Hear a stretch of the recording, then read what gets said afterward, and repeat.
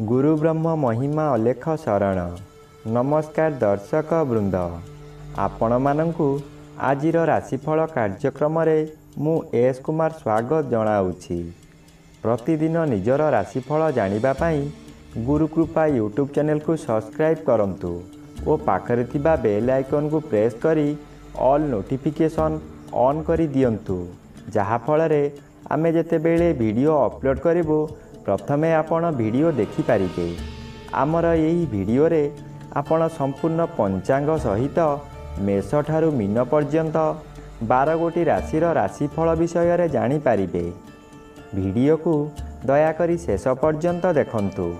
वीडियोटी भल लागिथिले वीडियो को लाइक करंतु एवं आपणक प्रियजन पाखु शेयर करी जणांतु। एबे आसंतु जानिबा आज दिनर संपूर्ण पंचांग विषय। आज 2025 मसीहा डिसेम्बर मास 11 तारिख गुरुवार, दिल्ली स्वराब्द सन 1433 साल, स्वाधीन भारताब्द 79 वर्ष, महिमाद 198 वर्ष, उत्कल गजपति श्री श्री गजपति दिव्यसिंहदेव महाराजांकर 69 अंक, सौरस्व मार्गशीर मास 26 दिन, चांद्रमते पौष कृष्ण पक्ष सप्तमी तिथि रात्रि 7 घंटा 12 मिनिट पर्यंत। आजिर सूर्योदय विरजा क्षेत्र को 6 घंटा 13 मिनिट, बिछा लग्न 4 दंड 40 लिता गते उदय। आजिर सूर्यास्त विरजा क्षेत्र को 5 घंटा 3 मिनिट, वृष लग्न 4 दंड 9 लिता गते अस्त। आज सिंहचंद्र 60 दंड, मघा नक्षत्र दिवा 8 घंटा 17 मिनिट पर्यंत, एहापरे पूर्वा फाल्गुनी नक्षत्र। आज जन्मित शिशुर सिंह राशि, क्षत्रिय वर्ण दानवगण, दिवा 8 घंटा 17 मिनिट गते नरगण। आज मृत व्यक्तिर रात्रि 7 घंटा 12 मिनिट मध्ये एकपाद पुष्कर दोष। निषिद्ध खाद्य आज ताल भोजन निषेध अटे, रात्रि 7 घंटा 12 मिनिट गते नड़िया भोजन निषेध अटे। आजिर अमृत जोग प्रातरु दिवा 7 घंटा 50 मिनिट मध्ये, दिवा 2 घंटा 14 मिनिट गते अपराह्न 3 घंटा 49 मिनिट मध्ये, संध्या 5 घंटा 51 मिनिट गते रात्रि 9 घंटा 3 मिनिट मध्ये, रात्रि 11 घंटा 27 मिनिट गते 2 घंटा 39 मिनिट मध्ये एवं शेष रात्रि 3 घंटा 30 मिनिट गते 6 घंटा 14 मिनिट मध्ये। आजिर महेन्द्र जोग नाही। आजिर काल बेला एवं बार बेला अपराह्न 3 घंटा 15 मिनिट गते 5 घंटा 3 मिनिट मध्ये। आजिर काल रात्रि रात्रि 11 घंटा 3 मिनिट गते 12 घंटा 57 मिनिट मध्ये। आजिर राहु काल मध्याह्न 1 घंटा 30 मिनिट ठारू अपराह्न 3 घंटा मध्य। आज कर्कट राशि और मकर राशि घात चंद्र, दिवा 8 घंटा 17 मिनिट मध्ये, मेष राशि घात नक्षत्र रात्रि 7 घंटा 12 मिनिट गते मिथुन राशि और कन्या राशि घात तिथि, तुला राशि और कुंभ राशि घात 12।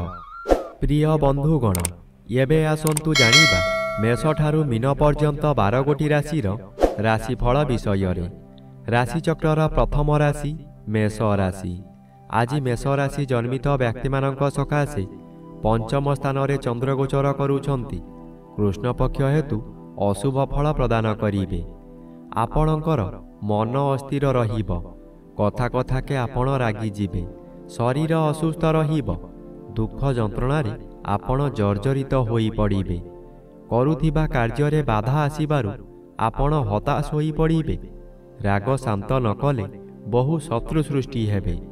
परिवार रे पिला माने अमानिया होई जिबे। एबे आसंतु जानिबा राशिचक्रर द्वितीय राशि वृष राशि विषय रे। आज वृष राशि जन्मित व्यक्ति मानक सकाशे चतुर्थ स्थान रे चंद्र गोचर करुछंती शुभ फल प्रदान करिवे। कोनोसी बंधुक द्वारा ଆପଣ ଉନ୍ନତି ପଥରେ ଆଗେଇ ଚାଲିବେ। ହଠାତ୍ ଅର୍ଥ ବ୍ୟୟ ହେଲେ ମଧ୍ୟ କୌଣସିଠାରୁ ଅର୍ଥ ମିଳିଯିବ। ଆପଣ ଖୁସିରେ ରହିବେ। ମାନସିକ ଅଶାନ୍ତି ପରିବର୍ତ୍ତେ ମାନସିକ ଶାନ୍ତି ମିଳିବ। ଆଜି ହଠାତ୍ କୌଣସି ସ୍ଥାନରୁ ଶୁଭ ଖବର ପାଇ ବିଦେଶ ଯାତ୍ରା କରିପାରନ୍ତି। ମନରେ ଆନନ୍ଦ ଉତ୍ସାହ ଭରି ଉଠିବ। ପୂର୍ବ ଶତ୍ରୁମାନେ ଆପଣଙ୍କୁ ଦେଖି ଭୟ କରିବେ। ଏବେ ଆସନ୍ତୁ ଜାଣିବା ରାଶିଚକ୍ରର ତୃତୀୟ ରାଶି ମିଥୁନ ରାଶି ବିଷୟରେ। ଆଜି ମିଥୁନ ରାଶି ଜନ୍ମିତ ବ୍ୟକ୍ତିମାନଙ୍କ ସକାଶେ ତୃତୀୟ ସ୍ଥାନରେ ଚନ୍ଦ୍ର ଗୋଚର କରୁଛନ୍ତି। ଶୁଭ ଫଳ ମିଳିବ। ତୃତୀୟ ଚନ୍ଦ୍ର ବଳବାନ ଚନ୍ଦ୍ର। ଆଜି ଆପଣଙ୍କର ସ୍ୱାସ୍ଥ୍ୟରେ ଉନ୍ନତି ଘଟିବ। ପୂର୍ବରୁ ଥିବା ରୋଗମାନ ଅପସରି ଯିବ। ଶରୀରର ତେଜ ବୃଦ୍ଧି ହେବ। ଯେଉଁ କାର୍ଯ୍ୟ କରିବାକୁ ଚାହିଁବେ ତହିଁରେ ସଫଳତା ଲାଭ କରିବେ। ଆଜି ହଠାତ୍ ଆପଣଙ୍କର କୌଣସିଠାରୁ ଶୁଭ ଖବର ପାଇ ମନର ବଳ ବୃଦ୍ଧି ହେବ। ବ୍ୟବସାୟରେ ଅଧିକ ଲାଭବାନ ହେବେ। ଆଜି ଧନ ସଞ୍ଚୟ କରିବାର ଦିନଟିଏ। ଏବେ ଆସନ୍ତୁ ଜାଣିବା ରାଶିଚକ୍ରର ଚତୁର୍ଥ ରାଶି କର୍କଟ ରାଶି ବିଷୟରେ। ଆଜି କର୍କଟ ରାଶି ଜନ୍ମିତ ବ୍ୟକ୍ତିମାନଙ୍କ ସକାଶେ ଘାତଚନ୍ଦ୍ର ଭୋଗ ହେଉଛି। ଘାତଚନ୍ଦ୍ର ସର୍ବଦା ଅଶୁଭ କରାଇବ। ଘରେ ବାହାରେ ପ୍ରତ୍ୟେକ ସ୍ଥାନରେ ଆପଣ ଅପଦସ୍ଥ ହେବେ। ଆପଣଙ୍କର ବହୁ ପରିମାଣର ବ୍ୟୟ ହେବ। ଶରୀର ଅସୁସ୍ଥ ରହିବ।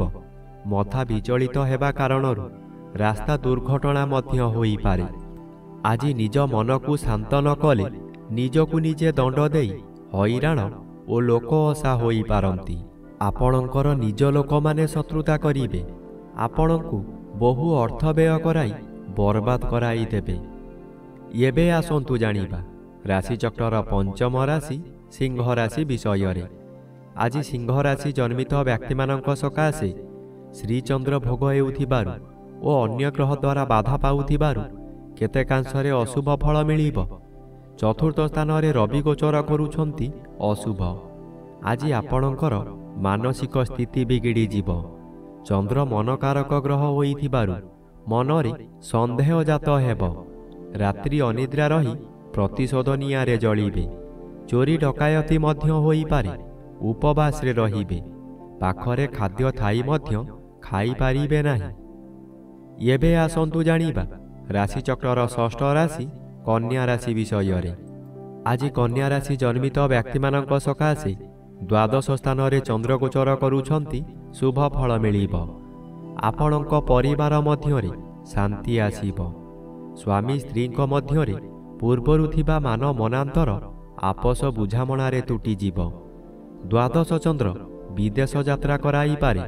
କୃଷ୍ଣ ପକ୍ଷରେ ଗଲେ ଶୁଭ ଫଳ ନିଶ୍ଚୟ ମିଳିବ। ଆପଣଙ୍କର କାର୍ଯ୍ୟ ସଫଳ ହେବ। ଏହି ସମୟରେ ଧର୍ମ କାମ କରି କିଛି ଧର୍ମ ସଞ୍ଚୟ କରିପାରନ୍ତି। ଏହି ଧର୍ମ ଆପଣଙ୍କର ଶେଷ ସମୟକୁ ଗଚ୍ଛିତ ହୋଇ ରହିବ। ଏବେ ଆସନ୍ତୁ ଜାଣିବା ରାଶିଚକ୍ରର ସପ୍ତମ ରାଶି ତୁଳା ରାଶି ବିଷୟରେ। ଆଜି ତୁଳା ରାଶି ଜନ୍ମିତ ବ୍ୟକ୍ତିମାନଙ୍କ ସକାଶେ ଏକାଦଶ ସ୍ଥାନରେ ଚନ୍ଦ୍ର ଗୋଚର କରୁଛନ୍ତି। ଶୁଭ ଫଳ ପ୍ରଦାନ କରିବେ।